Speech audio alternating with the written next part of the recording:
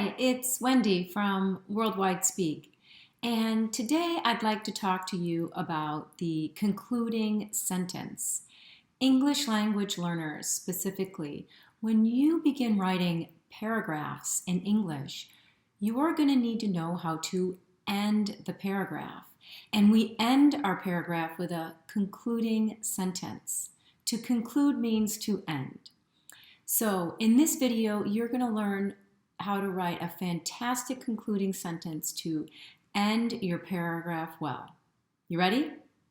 Let's learn. All right, so what is a concluding sentence? Let's go over the main parts that you need to have in order to have a strong concluding sentence. Well, first of all, it's the last sentence of the paragraph. Remember, I just said that to conclude means to end. Well, a concluding sentence ends your paragraph. It typically begins with a transition word that signals to the reader, hey, this is the end of my thought, or this is the end of my paragraph. It also can restate the topic sentence. Remember, your topic sentence talks about your main topic, your main idea, and the controlling idea, which narrows the focus of your paragraph. It would just remind the reader about your topic and your controlling idea. And also, the concluding sentence can leave the reader thinking about something that you wrote, like a prediction, a suggestion, an opinion. We want the reader not only to read your paragraph, but we want them to think about your paragraph. So when you think about writing a strong concluding sentence, think about it like a gift, right? The main idea is the present, it's inside the gift, but we end that gift by wrapping it with a bow. And the concluding sentence, like that bow, wraps up your paragraph, like the bow wraps up that present you're going to give somebody. So how do I write a concluding sentence? Let's take a look at a topic sentence for a paragraph about training for a marathon. The topic sentence reads, training for a marathon involves a lot of discipline, right? Training for the marathon is our topic. It's the subject of our paragraph, but we needed to focus a little bit more because that's a pretty big topic. And so we focused on the fact that it takes a lot of discipline. So in our paragraph, we wrote about all the ways that you have to be disciplined or that you have to be really focused in order to train for a marathon. Well, what would a good concluding sentence look like for this paragraph? All right, so this concluding sentence begins with a transition word, like I mentioned before, one of the pieces we need for a strong concluding sentence. It restates the topic of the paragraph, but uses synonyms or uses different words. Actually, here I wrote out the number 26.2 to represent the word marathon, so I wasn't repeating the word marathon. And then it also revisits the controlling idea to remind the reader about what they read in your paragraph. And instead of saying a lot of discipline, I chose to rephrase that, something that means a similar thing but uses different words again. And I wrote a great deal of hard work. And then what I also did is, you can see in the topic sentence, the topic is first and the controlling idea is second. In my concluding sentence, I just switched that order, again, to provide some more variety. So I'm not repeating the topic sentence exactly, because that would be really boring for your reader, and they might just finish your paragraph quickly and not stay thinking about it like you want them to do.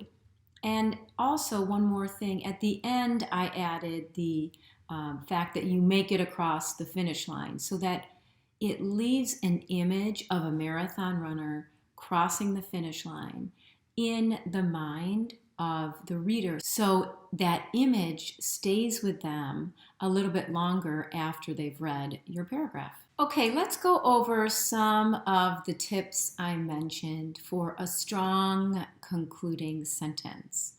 First of all, use synonyms. Use words that are similar to the ones you used in your topic sentence, but not the same. You want to change the wording around so that it's still interesting all the way to the end of your paragraph. Like I did in the example previously when I said, instead of saying a lot of discipline, I said a great deal of hard work. Now, you should also use some sort of transition word to begin your sentence, and that tells the reader, hey, I'm ending this paragraph. So it's nice because, like the transitions, they are bridges between your sentences so that your sentences flow together really well. And when that transition is there, it causes the flow to be really smooth for the reader, and they realize the paragraph is ending and I'm prepared. Then you also can switch the order of the topic and the controlling idea. Like in the previous example, I had training for a marathon and a lot of discipline. And then I just switched the order in the concluding sentence, and I put a great deal of hard work first and then running 26.2 miles. And when we switch up that order, it creates variety. And again, it makes the sentence more interesting. And lastly, you want to give the reader something to think about at the end.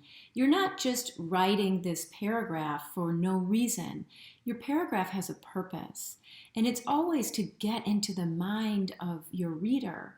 And when you have a super strong concluding sentence, that reader continues to think about what you wrote for a while after they've finished reading. And you want them to be thinking about what you wrote.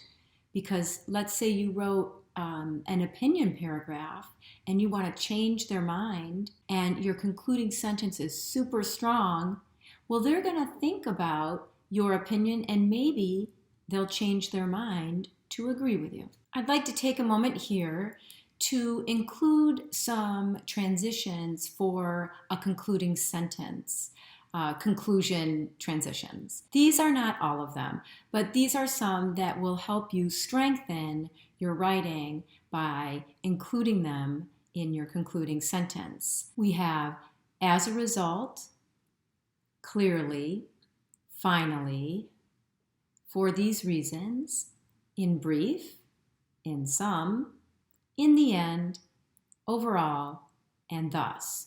And I'd like you to notice that there is a comma after all of these transition words. That's super important because without the comma, your sentence is grammatically incorrect. A lot of times when my students are starting out and they start writing transitions and they're starting writing paragraphs in English, I just tell them to pick the transition that they can spell easily. And once they've mastered that, then they can move on to the next one. So don't feel overwhelmed by all of these transition words. Just pick one or two to start out with, get comfortable using, and then you can move on to using other ones. Next, I'd like to just give you a few example concluding sentences with some of these transitions. For example, in brief, these steps make it very easy to save money each month. This is a concluding sentence probably for a paragraph about ways that you can save money each month. Another one, in the end, Chicago is a fantastic vacation spot during the summer. So this paragraph was probably an opinion paragraph trying to convince somebody to go to Chicago for a vacation in the summer. And lastly, we have thus. Staying out of debt has numerous advantages. Again, probably a paragraph discussing why you should stay out of debt and how it's a good thing in your life. So you can see here we have a bunch of transition words, and then we have a few examples.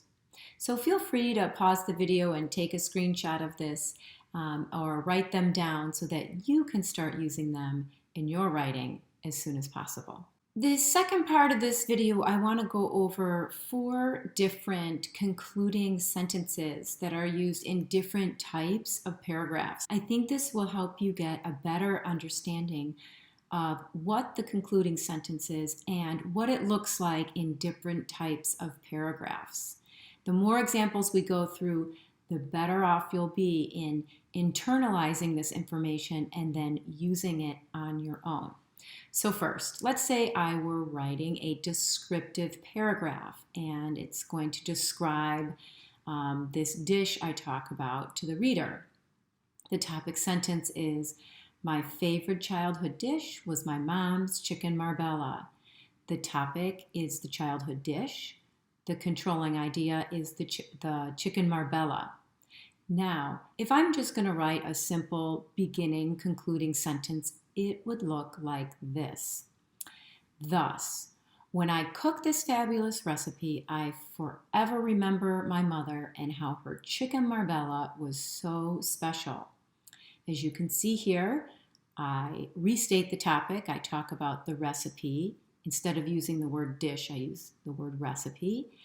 And then instead of using my mom's chicken marbella, I use the pronoun her, just to make it a little bit different.